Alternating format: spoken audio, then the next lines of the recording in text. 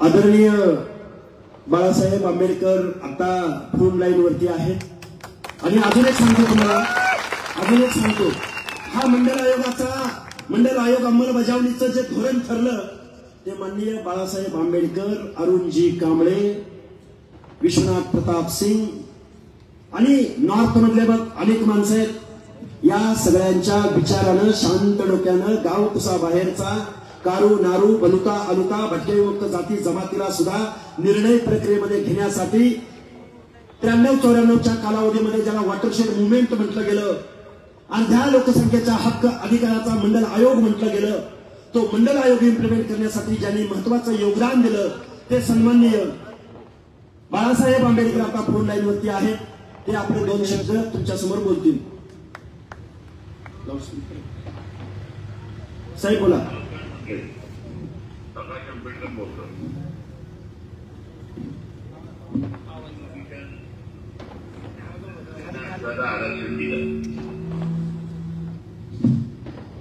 आणि आता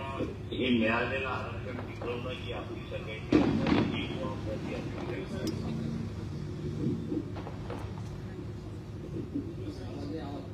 मी अगोदरपासून आता गरीब मराठा जो आहे त्याला समजावून सांगत होतो की तुम्ही ओबीसीच्या कोट्यातून आरक्षण मागू नका. तुम्ही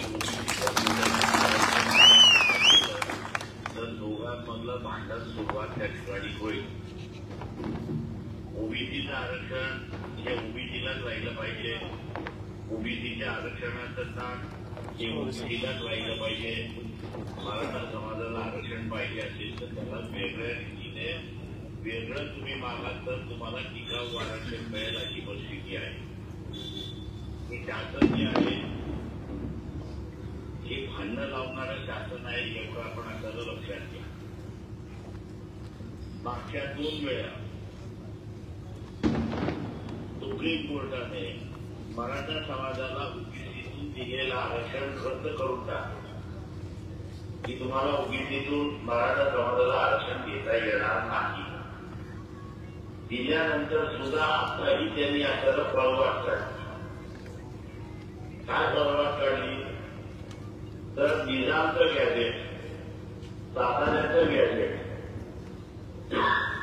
याला आधार धरून सर्व मराठ्यांना पूर्वी समजा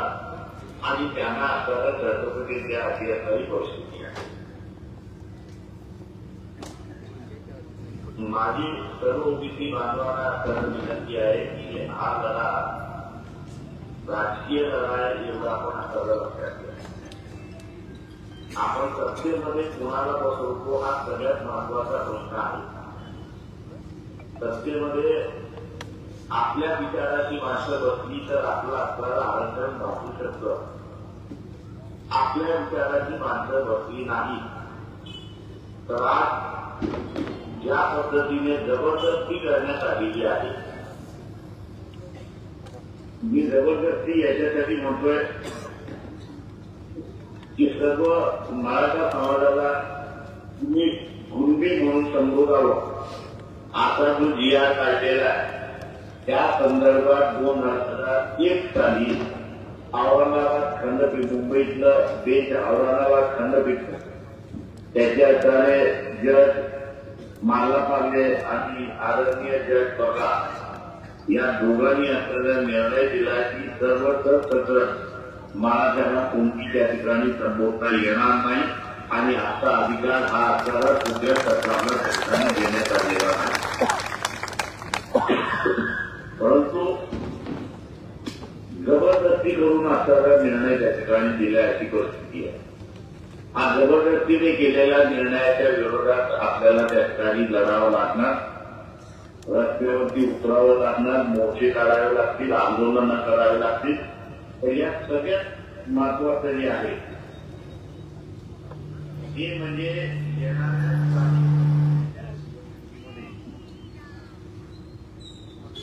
आपण मत कोणाला देणार हा त्याचा महत्वाचा भाग. हा खेळ खंडोबा आपण जर बघितला तर भारतीय जनता पक्ष त्या ठिकाणी करतो आणि भारतीय जनता पक्ष काय म्हणतो करलेला आहे. काय म्हणते की इथला मुसलमान मतमान झालेला आहे आणि मग कसं तुम्ही एकत्र आमच्या माध्यमातून या दिशेला आपण पाठवलं या दिशामध्ये मुसलमान आंदोलन याच्यानंतर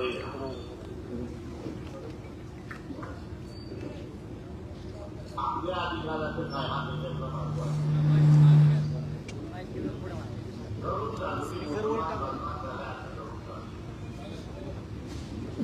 भारतीय जनता पक्षाने काय केलं ज्यांचा लढा मुसलमानाच्या विरोधात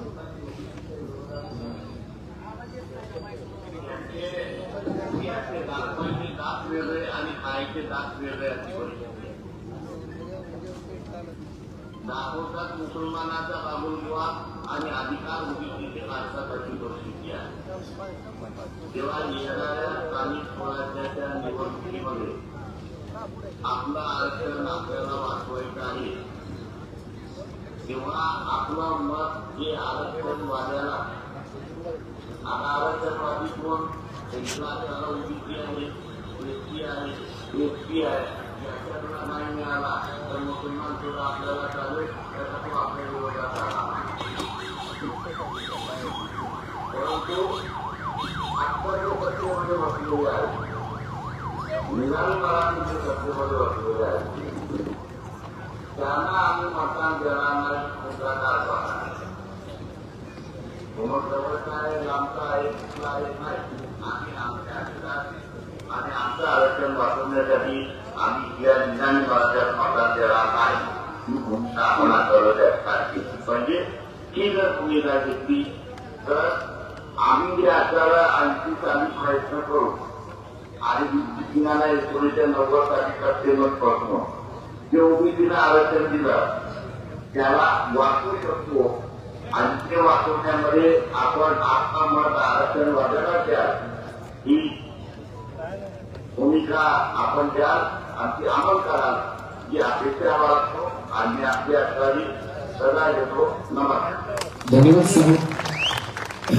यानंतर मी जास्त काही तुमच्यासमोर बोलणार नाही पण इथल्या काही आयोजकांची नावं घेतली नाहीत त्यामुळे दिलगिरी व्यक्त करतो आणि हा लढा यानंतर मी तुम्हाला एक आव्हान करेन की यानंतर आपल्या ओबीसीची संघर्ष यात्रा खरं तर उद्या 7 तारखेला धारूर तालुक्यामध्ये मोठा कार्यक्रम आहे आणि एक मोठी संघर्ष यात्रा जी 12 जिल्ह्यामधून जाणार आहे ती आपण नांदेड जिल्ह्यातल्या लोहा कंधार तालुक्यातल्या माळेगावला ती सुरुवात करत आहोत प्रत्येक महाराष्ट्रातल्या प्रत्येक तालुक्यात जिल्ह्यात हा एल्गार ओबीसीची एकजुटीची वज्रमूठ या महाराष्ट्रामध्ये दिसणार आहे तेव्हा माझी तुम्हाला हात जोडून कळकळीची विनंती आहे आपण सगळ्या लोकांनी एकत्रित यायचं आहे आणि इथले कोणतरी ऍडिशनल एसपी आहेत सत्कर साहेब ते काय गुन्हा दाखल करणार होते बिराजदार नोटीस प्रेमपत्र आहे आणि पडळकर साहेब प्रेमपत्राची संख्या वाढल्याशिवाय आपण चळवळ आपली मोठी होणार नाही आवाज बुलंद होणार नाही आणि काळूरामजी तुम्ही आमच्या बरोबर आले आहो आपण एकाला कुठल्या कारखान्याच्या गेटवर अडवायचा आणि कुठल्या MIDC मध्ये तुडवायचा हे धोरण आपण ठरवू